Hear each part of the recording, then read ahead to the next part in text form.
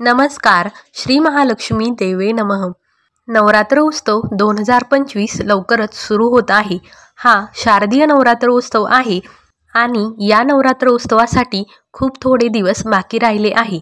आता नवरात्र उत्सव म्हटला की देवीची सेवा आली. यामध्ये आपण श्री महालक्ष्मीची सेवा करत असतो, आपल्या कुलदेवतेची सेवा करत असतो. आई भगवतीला प्रसन्न करण्यासाठी विविध प्रकारे तिची सेवा करत असतो, तिची पूजा करत असतो, अर्चना करत असतो. आई भगवतीच्या नावाने आपण मंत्र जाप करत असतो आणि तिला वेगवेगळ्या मार्गाने विनवण्याचा प्रयत्न करत असतो. तिची कृपादृष्टी आपल्यावर कायम राहावी यासाठी प्रयत्न करत असतो. नवरात्रात आपण होम हवन, कुंकुमार्चन, कन्यापूजन, नवरात्राचे उपवास, दुर्गा सप्तशतीचा पाठ यासारख्या विविध सेवा करत असतो. आपल्याला या सेवांमधून इच्छित फलप्राप्ती व्हावी अशी देखील आपली इच्छा असते आणि आई भगवतीने आपल्या या सेवा गोड मानून घ्याव्या अशी देखील आपली इच्छा असते. तिची कृपा आपल्यावर व्हावी असे देखील आपल्याला वाटते. परंतु हे सर्व करण्याआधी आणि या सर्वांची फलप्राप्ती होण्यासाठी आपल्या घरात देखील तशी ऊर्जा निर्माण व्हायला हवी आणि आपल्या घरातील निगेटिव्हिटी बाहेर जायला हवी. माता लक्ष्मीने आपल्या घरामध्ये वास करावा अशी आपली सर्वांचीच इच्छा असते आणि माता लक्ष्मीची, आपल्या कुलदेवतेची, आई भगवतीची आपल्यावर कृपा व्हावी अशी देखील आपली इच्छा असते. परंतु हे सर्व तेव्हाच होईल जेव्हा आपल्या घरातून निगेटिव्हिटी, नकारात्मकता या सर्व बाहेर जातील आणि आपले घर प्रसन्न असेल. माता लक्ष्मीला आपल्या घरामध्ये प्रसन्न वाटेल आणि माता लक्ष्मीला आपल्या घरात वास करावा असे वाटेल. तेव्हाच आपण या सर्व सेवा केल्या आहे त्यांचे साध्य होईल आणि त्याचे फळ आपल्याला मिळेल. आई भगवतीची, माता लक्ष्मीची आपल्यावर कृपा होईल. त्यासाठी काय करायला हवे आणि हे सर्व कसे साध्य होईल हेच आपण आज या व्हिडिओमध्ये पाहणार आहोत.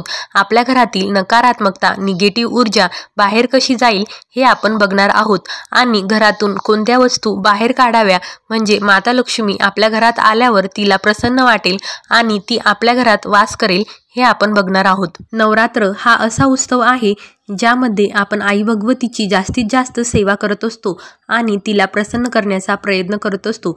या नवरात्र उत्सवाआधी आपण आपल्या घराची देखील स्वच्छता करत असतो. बरेच लोक पितृपक्षामध्ये देखील घराची स्वच्छता करत असतात आणि नवरात्रामध्ये देखील घराची स्वच्छता करत असतात.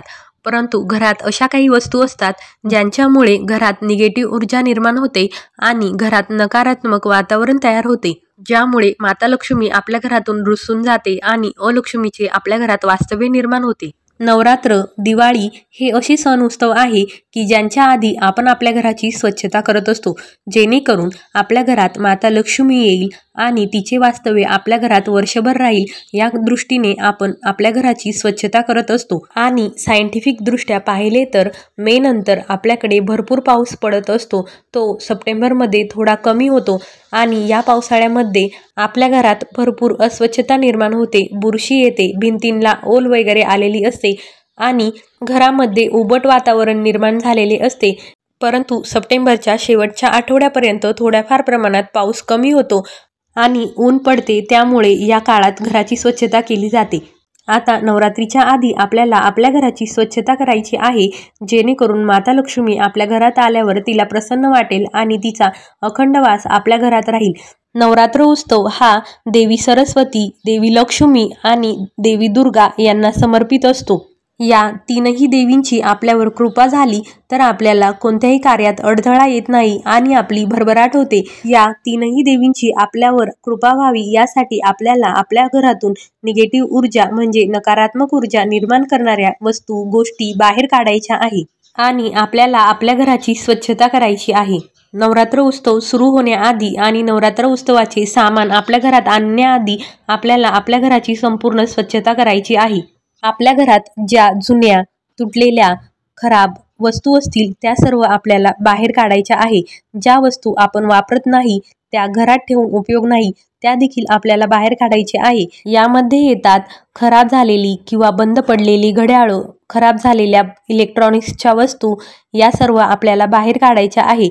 खराब झालेल्या किंवा बंद पडलेल्या इलेक्ट्रॉनिक्सच्या वस्तू जर आपल्या घरात असल्या तर आपला राहू खराब होतो. आपला राहू आणि केतू जर खराब झाला तर आपल्याला अनेक अडचणी, अडथळे येत असतात.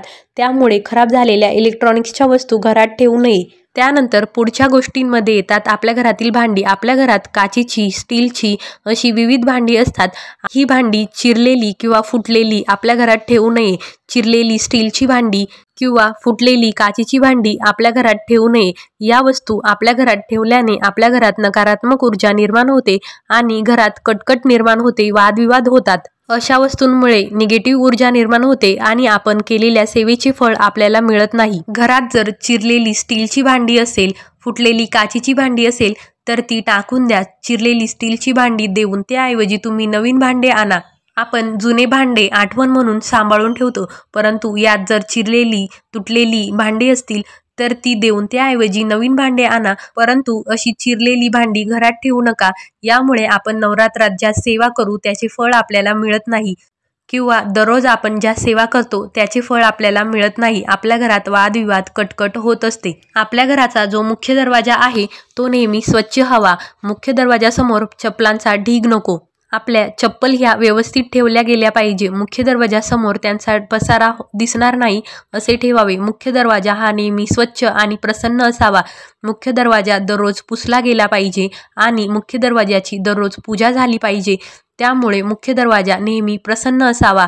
याच मुख्य दरवाजातून आपल्या घरात लक्ष्मी माता येत असते आणि असे म्हटले जाते की दिवसातून 7 वेळा लक्ष्मी आपल्या घरात येत असते, परंतु आपल्या घरातील वातावरण बघून ती पुन्हा परत जाते आणि यामुळे आपल्या घरात दरिद्री निर्माण होते, दरिद्रीचे वातावरण निर्माण होते.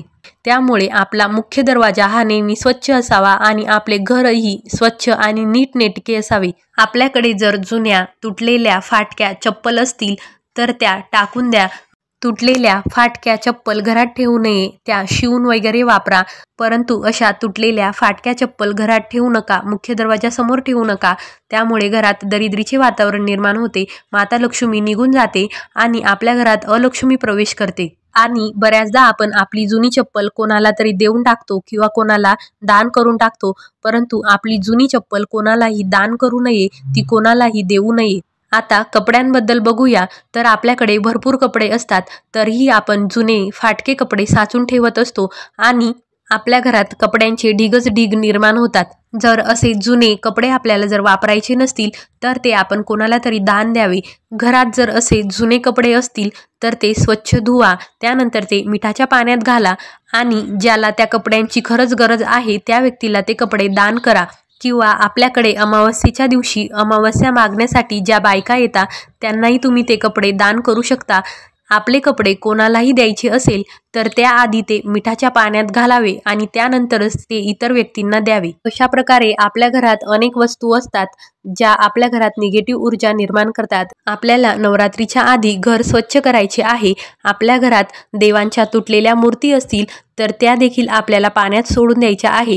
घरात देवांच्या तुटलेल्या मूर्ती ठेवल्याने त्यांचा अपमान होतो असे आध्यात्मिकदृष्ट्या म्हटले जाते. त्यामुळे घरात देवांच्या तुटलेल्या मूर्ती ठेवू नये. घरात जुन्या चप्पल असतील तर त्याही आपल्याला टाकून द्यायच्या आहे.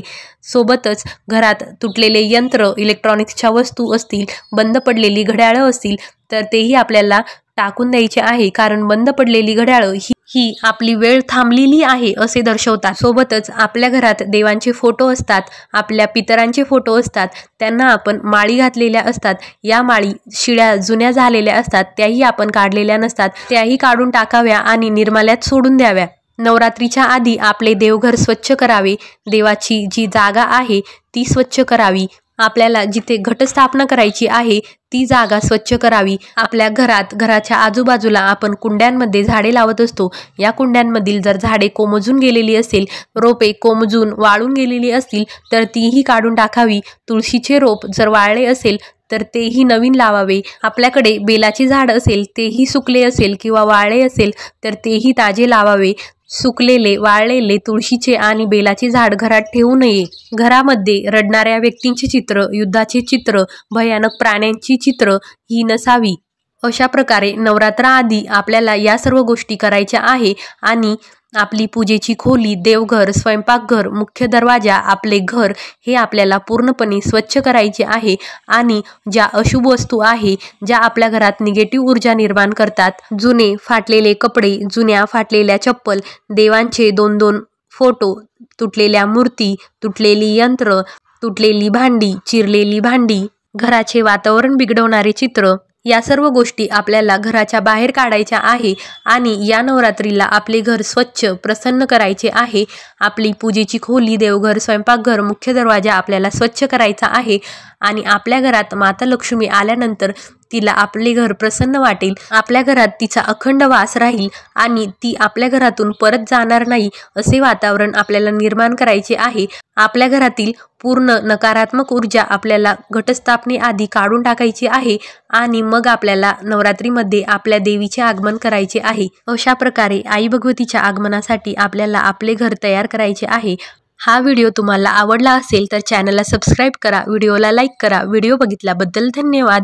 श्री स्वामी समर्थ, श्री दुर्गा देवी नमः।